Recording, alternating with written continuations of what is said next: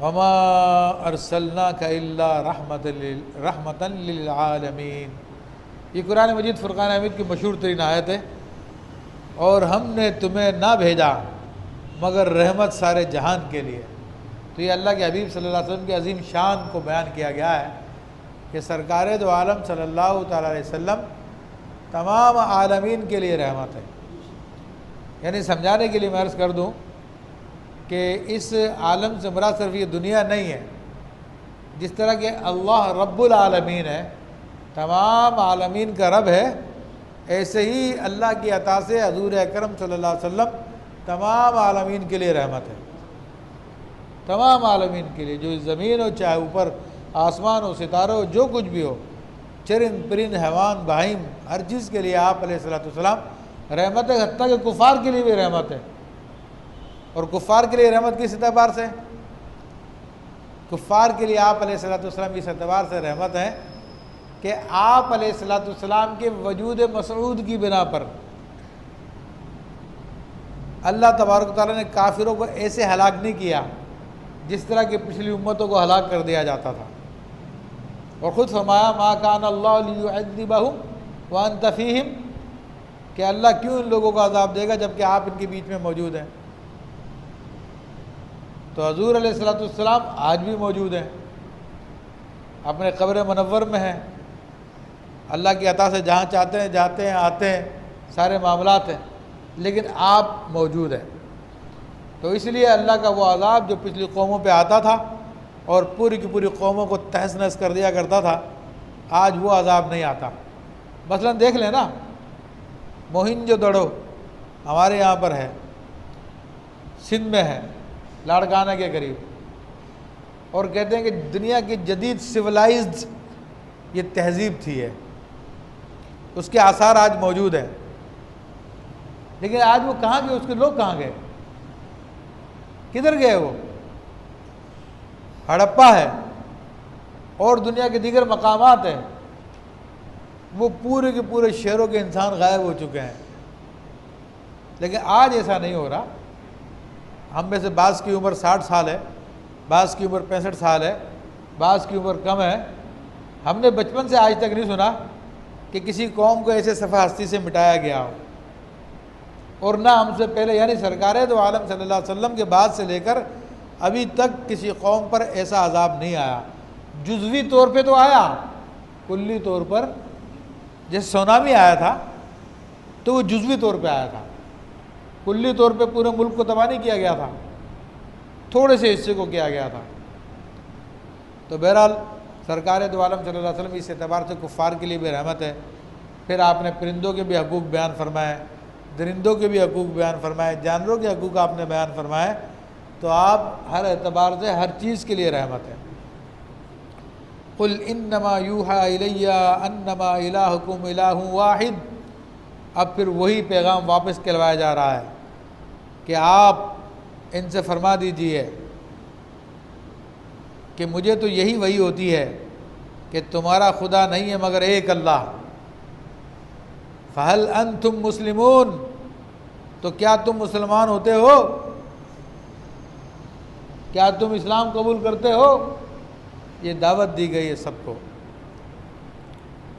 فَإِن تَوَلَّوْا، بس اگر وہ منہ پھیر لیں، جس طرح کہ دنیا کے اکثر کفاروں نے منہ پھیرا ہوا، بہت کم لوگ اس بات پہ غور کرتے ہیں، جو غور کرتے ہیں مسلمان ہو جاتے ہیں، ورنہ دنیا کی اکثریت تو ایسی ہے جو ان باتوں کو سننا بھی نہیں چاہتی، توجہ بھی نہیں کرتی ان باتوں پر۔ تو فرمایا کہ فَقُلْ آذَنْتُكُمْ عَلَى سَوَاءٍ، تو فرما دو کہ میں نے تمہیں لڑائی کا اعلان کر دیا برابری کے ساتھ، یعنی ان کو بیان کر دو ٹھیک ہے ہماری تمہاری جنگ ہے، یعنی ہم ایک نہیں ہو سکتے۔ بات سمجھ میں آئی؟ جس کو دوسرے لفظوں میں قُلْ يَا أَيُّهَا الْكَافِرُونَ لَا أَعْبُدُ مَا تَعْبُدُونَ، آپ فرما دیجئے کافرو، جس کی تم عبادت کرو اس کی میں عبادت نہیں کروں گا، اس طرح کہ جس کی میں عبادت کرتا ہوں اس کی تم عبادت کرنے والے نہیں ہو۔ تو یہ قرآن کلیئر کٹ ہے بالکل آج دنیا کے اندر اس کے مقابلے میں دوسرا ایک شیطانی فلسفہ آیا جس کو پلیورلزم کہتے ہیں. اور پلیورلزم کیا ہے؟ یہ جدید دنیا کا نظریہ ہے جو کہ پھیلایا جا رہا اور بڑی تیزی کے ساتھ پھیلایا جا رہا. اس کا شکار ہمارے یونیورسٹی والے، کالجوں والے اور دیگر جو پڑھے لکھے دنیاوی کہلاتے ہیں ان سب کو اس کا شکار ہو چکے ہیں. اور باقاعدہ بعض مولوی کہلانے والے وہ بھی اس کا پورا پورا شکار ہے، کیونکہ ان کو وہاں سے تنخواہیں ملتی ہے باقاعدہ. تو میں نے تو ایک مولوی کو کہتے ہوئے سنا کہ بھائی مومن دو قسم کے ہیں. تو ایک تو وہ مومن ہے جو ابراہیمک فیتھ والے ہیں، یعنی جو دین ابراہیمی پہ ایمان رکھتے ہیں، یعنی یہودی اور عیسائی اہل کتاب، وہ بھی مومن ہیں. اور ایک ہم مومن ہیں. تو اب انہوں نے مومنوں کو بھی قسمیں کر ڈالی ہے اسی پلیورلزم کے تحت. پلیورلزم کے اندر یہ نظریہ یہ دیا جا رہا، بلکہ ہمارے بچوں کو اب نصاب میں بھی شامل کیا جا چکا ہے. بچوں کے اسکول کے بچوں کو یہ باقاعدہ چیزیں پڑھائی جا رہی ہیں، اسی نظریے کے تحت پڑھائی جا رہی ہے. ہمارے چھوٹے چھوٹے معصوم ذہن، تیسری چوتھی کلاس کا بچہ، پانچویں کلاس کا بچہ، ان کو باقاعدہ گرجے کے بارے میں بتا رہے ہیں، چرچ کے بارے میں بتا رہے ہیں، مندر کے بارے میں بتا رہے ہیں. باقاعدہ نصاب کے اندر ہندو مت کی کہانیاں شامل کر دی گئی ہیں. تو ان کا نظریہ یہ ہے کہ حق ایک جگہ پہ نہیں ہے. حق اسلام میں بھی ہے، حق یہودیت میں بھی ہے، حق عیسائیت میں بھی ہے، حق ہندو مت میں بھی ہے، سب میں حق ہے. یہ سمجھنا کہ صرف اسلام میں حق ہے، تو اس نظریے کی نفی کی جا رہی ہے. اور دوسرے نظریے کو، جیسے ڈاکٹر طاہر القادری صاحب نے لندن ویمبلی میں کانفرنس کی تھی اور اس کے اندر باقاعدہ اپنے اسٹیج پر تمام مذاہب کے لوگوں کو بلایا اور کہا کہ آؤ اپنے اپنے خدا کا ذکر کرو. تو یہودی نے آ کے اپنے خدا کا ذکر کیا، عیسائی نے آ کے اپنے خدا کا ذکر کیا، اور دیگر لوگوں نے آ کے اپنے خدا کا ذکر کیا. تو یہ کہلاتا ہے پلیورلزم، کہ سب ٹھیک ہے، سب میں حق ہو سکتا ہے. لیکن اللہ فرماتا ہے ان الدین عند اللہ الاسلام، کہ اللہ کے نزدیک تو دین صرف اسلام ہے. تو کوئی بہت بڑا مولوی، بہت بڑا شیخ الاسلام کہلانے والا، شیخ الحدیث کہلانے والا، بڑا پیر کہلانے والا، اگر قرآن و حدیث کے خلاف نظریہ دے تو وہ مردود ہے. وہ حق وہی ہے جو اللہ نے اپنے قرآن میں بیان کیا، جو اللہ کے حبیب صلی اللہ علیہ وسلم نے بیان کیا. بات سمجھ رہے ہیں؟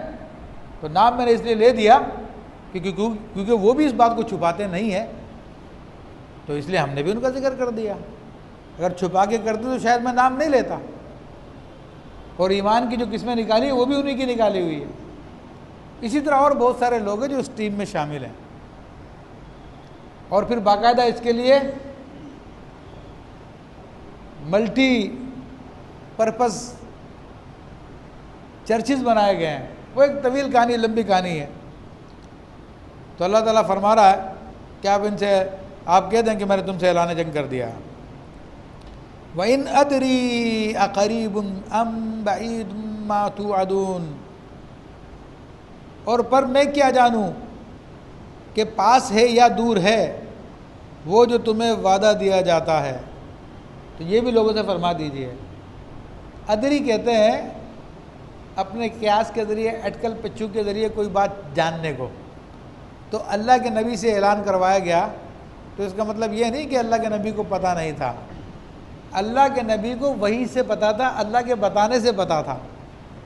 جو انکار کرایا گیا وہ اپنے اٹکل پچو، اپنے قیاسات سے جاننے کا انکار کرایا گیا. سمجھ رہے ہیں؟ ورنہ اللہ کے حبیب صلی اللہ تعالیٰ علیہ وسلم نے تو سب کچھ بتا دیا کہ قیامت جمعے کے دن آئے گی، قیامت کو فلاں تاریخ ہوگی، اور قیامت سے پہلے پہلے یہ نشانیاں ہوگی اور یہ کچھ ہوگا. وہ تو آپ تو فرماتے ہیں کہ جب دجال آئے گا اور امام مہدی رضی اللہ تعالیٰ عنہ کو جب اطلاع ملی کہ لوگ کہیں گے دجال آ گیا، تو آپ اپنے بہترین گھڑ سواروں کو 10 کو یا کتنے کو آپ بھیجیں گے اور جا کے معلوم کر کے آئیں گے. تو آپ علیہ السلام فرماتے ہیں میں ان گھڑ سواروں کے نام بھی جانتا ہوں، ان کے گھوڑے کے رنگ بھی پہچانتا ہوں. تو وہ اللہ کے بتانے سے آپ کو سب کچھ پتہ ہے. تو یہاں پہ جو اپنے نبی سے انکار کروایا گیا وہ کس چیز کا کرایا گیا؟ اپنے قیاس سے، اپنے اندازے سے۔ اِنَّهُ يَعْلَمُ الْجَهْرَ مِنَ الْقَوْلِ وَيَعْلَمُ مَا تَكْتُمُونَ، بے شک اللہ جانتا ہے آواز کی بات، یعنی جو زور سے کی جائے، اور جانتا ہے جو تم چھپاتے ہو۔ ٹھیک ہے جی، یہ ہمارے لیے بھی ان کے لیے بھی ہے۔ جو دین کے اندر منافقت لے کے آ رہے ہیں، دین کی شکل کو بگاڑ رہے ہیں، ان کے لیے بھی ہے۔ جو کھلے کافر ہو ان کے لیے بھی ہے، اور جو مومن ہو ان کے لیے بھی ہے، کہ اللہ تعالیٰ سب کچھ جانتا ہے۔ وَإِنْ أَدْرِي لَعَلَّهُ فِتْنَةٌ لَكُمْ وَمَتَاعٌ إِلَىٰ حِينٍ، یعنی اور میں کیا جانوں، شاید وہ تمہاری جانچ ہو اور ایک وقت تک برتوانا ہو، یعنی دنیا میں تم کو مہلت دے دی گئی ہے، تو اس کا مطلب یہ نہیں ہے کہ تمہیں چھوڑ دیا گیا ہے۔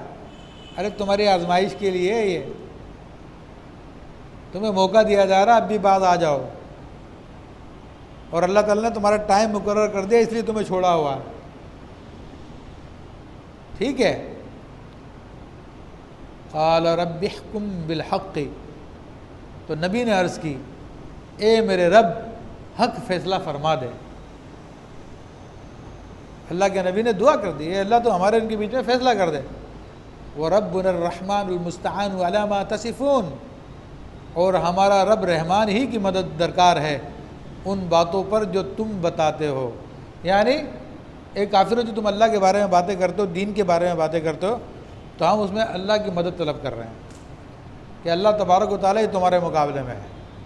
تو یہاں پہ کھلا اعلان کروا دیا گیا، اور یہی مومن کی شان ہے، یہی مومن کا طریقہ ہے۔ وہ جو پلیورلزم لے کر آئے ہیں تو وہ سراسر گمراہی ہے۔ اللہ تبارک و تعالیٰ ہم کو اس سے محفوظ فرمائے، اور قرآن مجید کو سمجھنے، اس پہ عمل کرنا ہے، اس کے پیغام کو دیگر لوگوں تک پہنچانے کی توفیق عطا فرمائے۔ آمین بجاہ النبی الامین۔